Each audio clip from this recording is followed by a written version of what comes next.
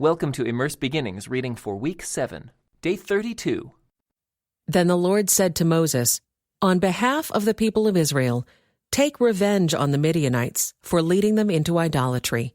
After that, you will die and join your ancestors." So Moses said to the people, "Choose some men and arm them to fight the Lord's war of revenge against Midian. From each tribe of Israel, send 1,000 men into battle." So they chose 1,000 men from each tribe of Israel, a total of 12,000 men armed for battle. Then Moses sent them out, 1,000 men from each tribe, and Phinehas, son of Eleazar the priest, led them into battle. They carried along the holy objects of the sanctuary and the trumpets for sounding the charge. They attacked Midian as the Lord had commanded Moses, and they killed all the men. All 5 of the Midianite kings, Evi, Rechem, Zur, Hur, and Reba, died in the battle. They also killed Balaam son of Beor with the sword. Then the Israelite army captured the Midianite women and children and seized their cattle and flocks and all their wealth as plunder. They burned all the towns and villages where the Midianites had lived. After they had gathered the plunder and captives, both people and animals, they brought them all to Moses and Eleazar the priest, and to the whole community of Israel, which was camped on the plains of Moab, beside the Jordan River, across from Jericho. Moses, Eleazar the priest, and all the leaders of the community went to meet them outside the camp. But Moses was furious with all the generals and captains who had returned from the battle. "Why have you let all the women live?" he demanded. "These are the very ones who followed Balaam's advice and caused the people of Israel to rebel against the Lord at Mount Peor. They are the ones who caused the plague to strike the Lord's people. So kill all the boys and all the women who have had intercourse with a man. Only the young girls who are virgins may live. You may keep them for yourselves. And all of you who have killed anyone or touched a dead body must stay outside the camp for 7 days. You must purify yourselves and your captives on the 3rd and 7th days. Purify all your clothing, too, and everything made of leather, goat hair, or wood." Then Eleazar the priest said to the men who were in the battle, "The Lord has given Moses this legal requirement. Anything made of gold, silver, bronze, iron, tin, or lead, that is, all metals that do not burn, must be passed through fire in order to be made ceremonially pure. These metal objects must then be further purified with the water of purification, but everything that burns must be purified by the water alone. On the 7th day you must wash your clothes and be purified. Then you may return to the camp." And the Lord said to Moses, "You and Eleazar the priest, and the family leaders of each tribe, are to make a list of all the plunder taken in the battle, including the people and animals. Then divide the plunder into 2 parts, and give half to the men who fought the battle, and half to the rest of the people. From the army's portion, first give the Lord his share of the plunder, 1 of every 500 of the prisoners, and of the cattle, donkeys, sheep, and goats. Give this share of the army's half to Eleazar the priest as an offering to the Lord. From the half that belongs to the people of Israel, take 1 of every 50 of the prisoners, and of the cattle, donkeys, sheep, goats, and other animals. Give this share to the Levites, who are in charge of maintaining the Lord's tabernacle." So Moses and Eleazar the priest did as the Lord commanded Moses. The plunder remaining from everything the fighting men had taken totaled 675,000 sheep and goats, 72,000 cattle, 61,000 donkeys, and 32,000 virgin girls. Half of the plunder was given to the fighting men. It totaled 337,500 sheep and goats, of which 675 were the Lord's share, 36,000 cattle, of which 72 were the Lord's share, 30,500 donkeys, of which 61 were the Lord's share, and 16,000 virgin girls, of whom 32 were the Lord's share. Moses gave all the Lord's share to Eleazar the priest, just as the Lord had directed him. Half of the plunder belonged to the people of Israel, and Moses separated it from the half belonging to the fighting men. It totaled 337,500 sheep and goats, 36,000 cattle, 30,500 donkeys, and 16,000 virgin girls. From the half share given to the people, Moses took one of every 50 prisoners and animals and gave them to the Levites, who maintained the Lord's tabernacle. All this was done as the Lord had commanded Moses. Then all the generals and captains came to Moses and said, "We, your servants, have accounted for all the men who went out to battle under our command. Not one of us is missing. So we are presenting the items of gold we captured as an offering to the Lord from our share of the plunder: armbands, bracelets, rings, earrings, and necklaces. This will purify our lives before the Lord and make us right with Him." So Moses and Eleazar the priest received the gold from all the military commanders, all kinds of jewelry and crafted objects. In all, the gold that the generals and captains presented as a gift to the Lord weighed about 420 pounds. All the fighting men had taken some of the plunder for themselves. So Moses and Eleazar the priest accepted the gifts from the generals and captains and brought the gold to the tabernacle as a reminder to the Lord that the people of Israel belonged to Him. The tribes of Reuben and Gad owned vast numbers of livestock.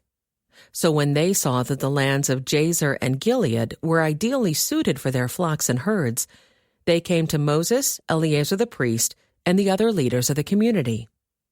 They said, "Notice the towns of Ataroth, Dibon, Jazer, Nimrah, Heshbon, Elealeh, Sibmah, Nebo, and Beon.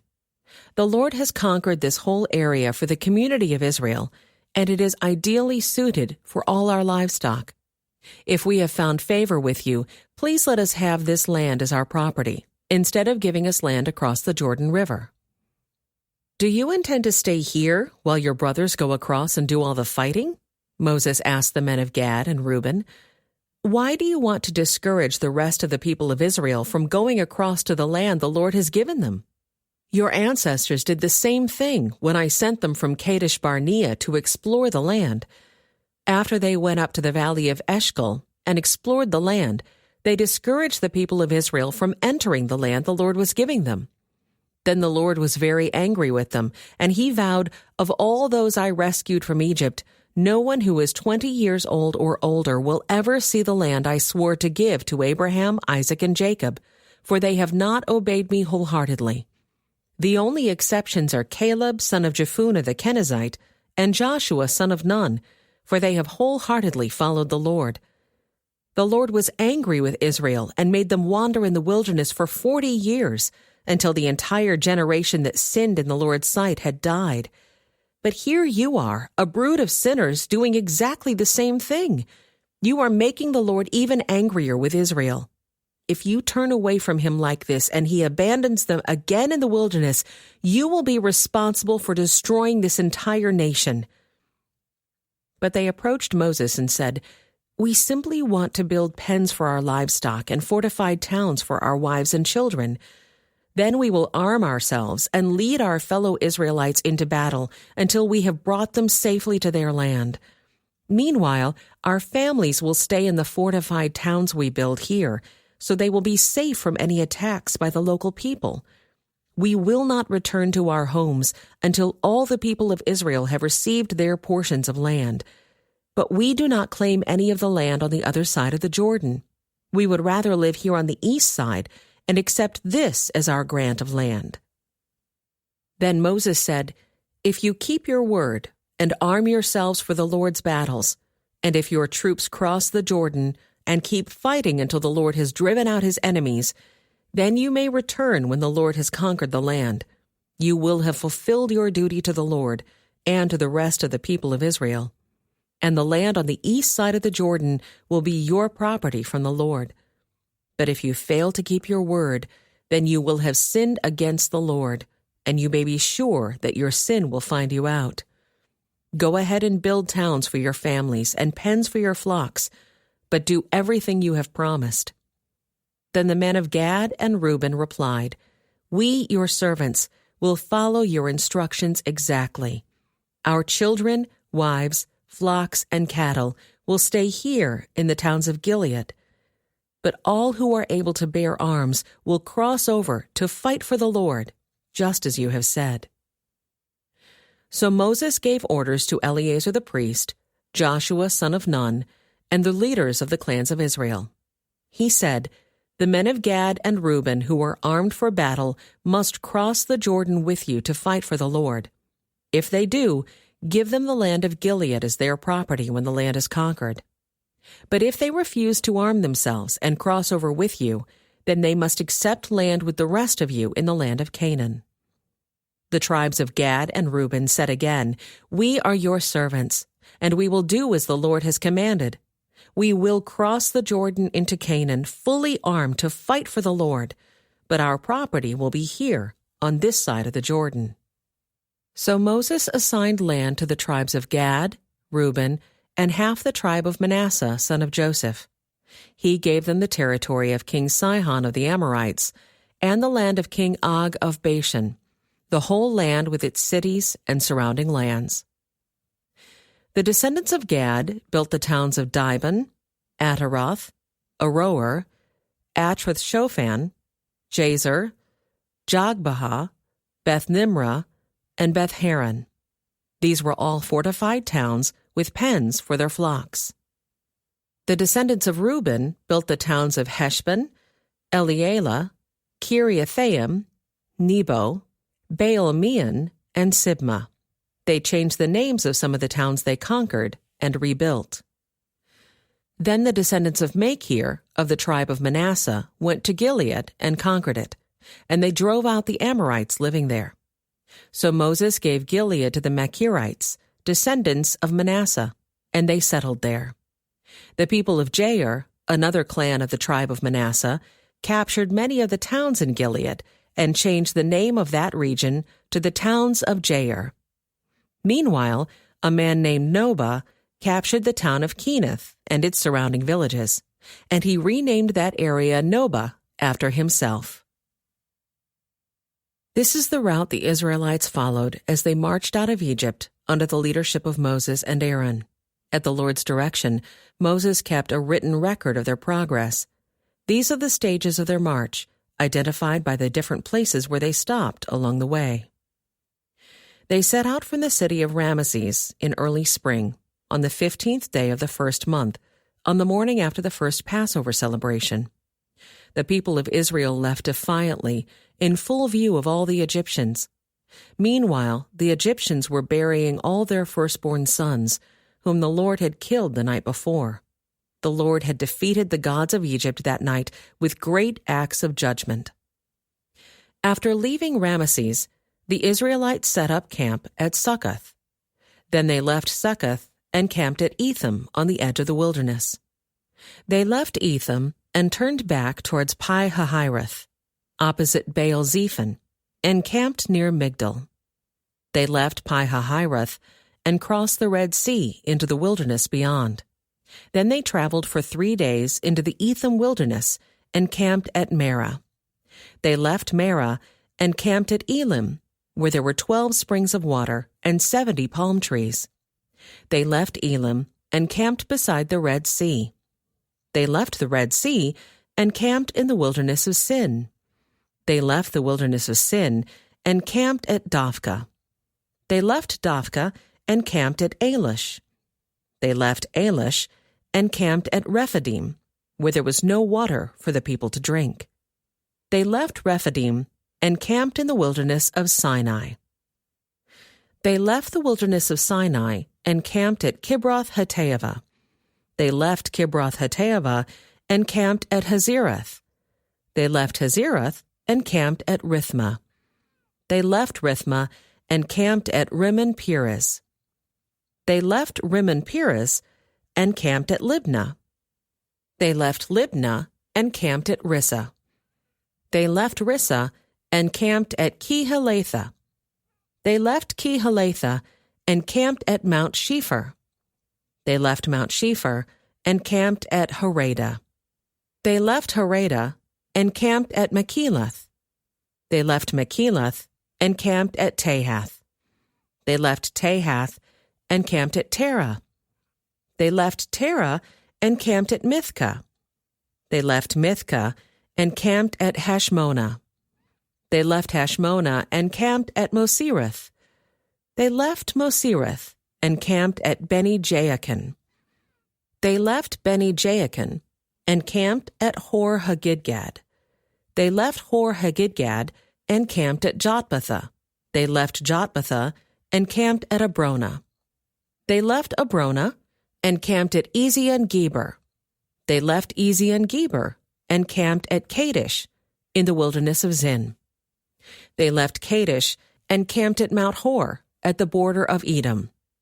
While they were at the foot of Mount Hor, Aaron the priest was directed by the Lord to go up the mountain, and there he died.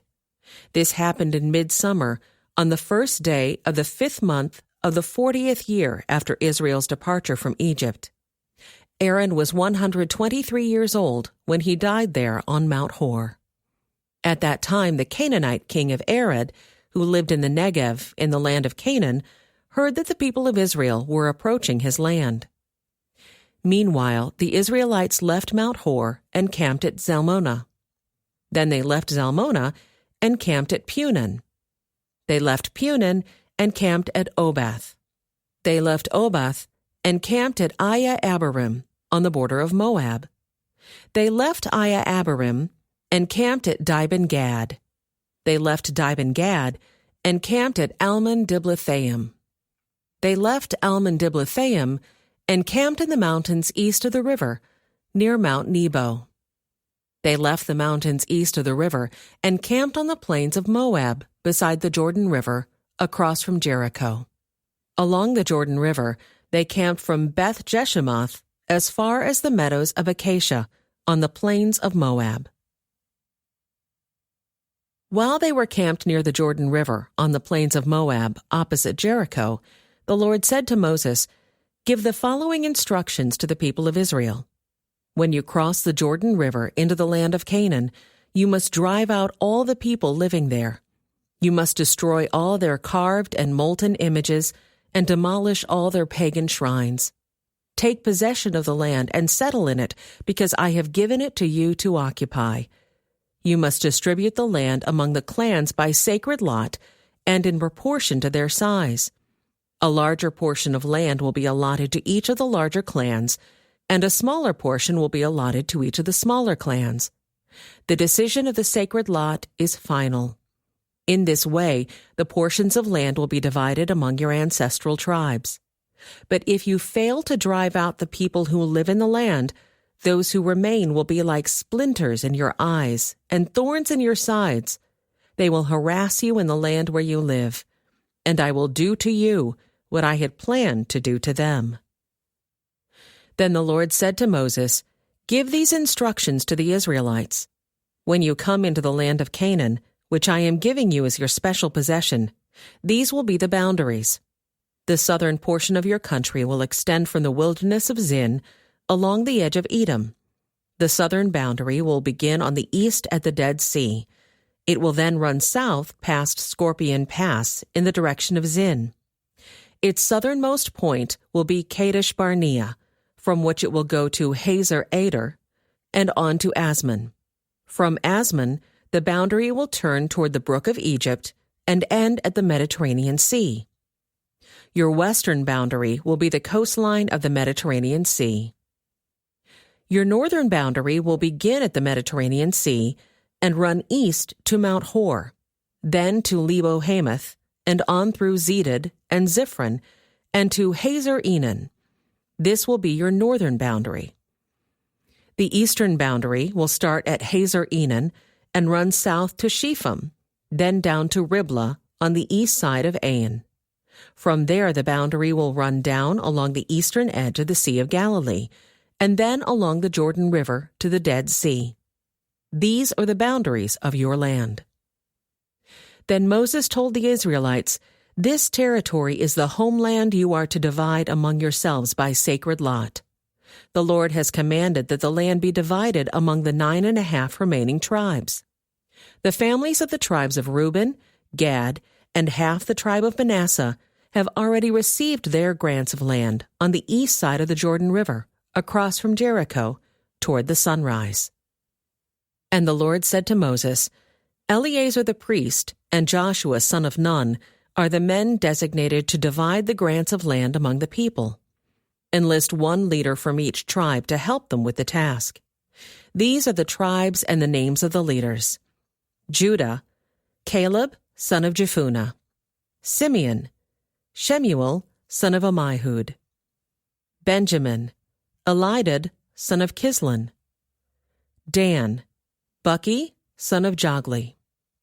Manasseh, son of Joseph. Haniel, son of Ephod. Ephraim, son of Joseph. Kemuel, son of Shifton. Zebulun, Elizaphan, son of Parnak. Issachar, Paltiel, son of Azan. Asher, Ahihud, son of Shalomai. Naphtali, Pedahel, son of Ammihud. These are the men the Lord has appointed to divide the grants of land in Canaan among the Israelites. While Israel was camped beside the Jordan on the plains of Moab across from Jericho, the Lord said to Moses, Command the people of Israel to give to the Levites from their property certain towns to live in, along with the surrounding pasture lands. These towns will be for the Levites to live in, and the surrounding lands will provide pasture for their cattle, flocks, and other livestock. The pasture land assigned to the Levites around these towns will extend 1,500 feet from the town walls in every direction. Measure off 3,000 feet outside the town walls in every direction, east, south, west, north, with the town at the center. This area will serve as the larger pasture land for the towns. 6 of the towns you give the Levites will be cities of refuge, where a person who has accidentally killed someone can flee for safety. In addition, give them 42 other towns. In all, 48 towns with the surrounding pasture land will be given to the Levites.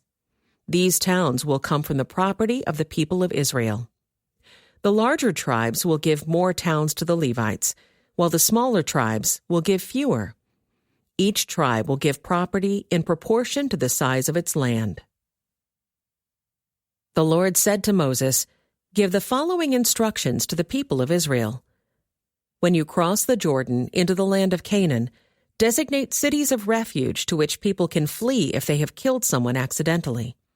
These cities will be places of protection from a dead person's relatives who want to avenge the death. The slayer must not be put to death before being tried by the community. Designate 6 cities of refuge for yourselves, 3 on the east side of the Jordan River, and 3 on the west in the land of Canaan. These cities are for the protection of Israelites, foreigners living among you, and traveling merchants. Anyone who accidentally kills someone may flee there for safety. But if someone strikes and kills another person with a piece of iron, it is murder, and the murderer must be executed. Or if someone with a stone in his hand strikes and kills another person, it is murder, and the murderer must be put to death. Or if someone strikes and kills another person with a wooden object, it is murder, and the murderer must be put to death. The victim's nearest relative is responsible for putting the murderer to death. When they meet, the avenger must put the murderer to death. So if someone hates another person and waits in ambush, then pushes him or throws something at him and he dies, it is murder.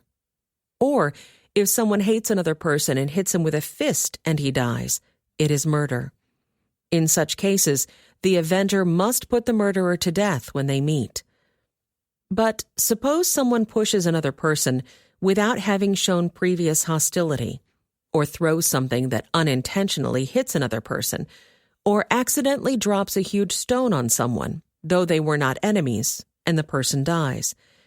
If this should happen, the community must follow these regulations in making a judgment between the slayer and the avenger, the victim's nearest relative. The community must protect the slayer from the avenger and must escort the slayer back to live in the city of refuge to which he fled. There he must remain until the death of the high priest, who was anointed with the sacred oil. But if the slayer ever leaves the limits of the city of refuge, and the avenger finds him outside the city and kills him, it will not be considered murder.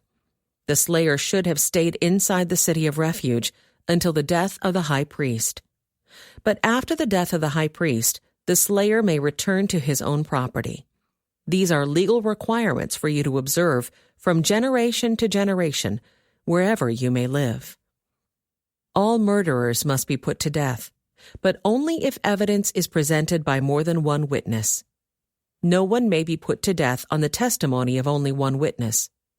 Also, you must never accept a ransom payment for the life of someone judged guilty of murder and subject to execution. Murderers must always be put to death. And never accept a ransom payment from someone who has fled to a city of refuge, allowing a slayer to return to his property before the death of the high priest. This will ensure that the land where you live will not be polluted, for murder pollutes the land. And no sacrifice except the execution of the murderer can purify the land from murder. You must not defile the land where you live, for I live there myself. I am the Lord, who lives among the people of Israel. Then the heads of the clans of Gilead, descendants of Machir, son of Manasseh, son of Joseph, came to Moses and the family leaders of Israel with a petition. They said, "Sir, the Lord instructed you to divide the land by sacred lot among the people of Israel. You were told by the Lord to give the grant of land owned by our brother Zelophehad to his daughters. But if they marry men from another tribe, their grants of land will go with them to the tribe into which they marry. In this way, the total area of our tribal land will be reduced. Then when the year of Jubilee comes, their portion of land will be added to that of the new tribe, causing it to be lost forever to our ancestral tribe." So Moses gave the Israelites this command from the Lord: "The claim of the men of the tribe of Joseph is legitimate. This is what the Lord commands concerning the daughters of Zelophehad. Let them marry anyone they like, as long as it is within their own ancestral tribe. None of the territorial land may pass from tribe to tribe, for all the land given to each tribe must remain within the tribe to which it was first allotted. The daughters throughout the tribes of Israel who are in line to inherit property must marry within their tribe, so that all the Israelites will keep their ancestral property. No grant of land may pass from one tribe to another. Each tribe of Israel must keep its allotted portion of land." The daughters of Zelophehad did as the Lord commanded Moses.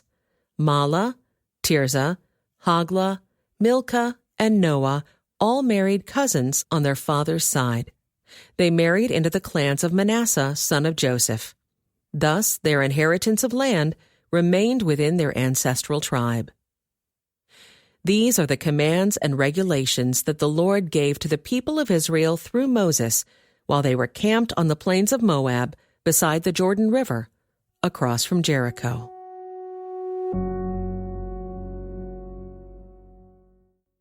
This concludes today's Immerse reading experience. Thank you for joining us.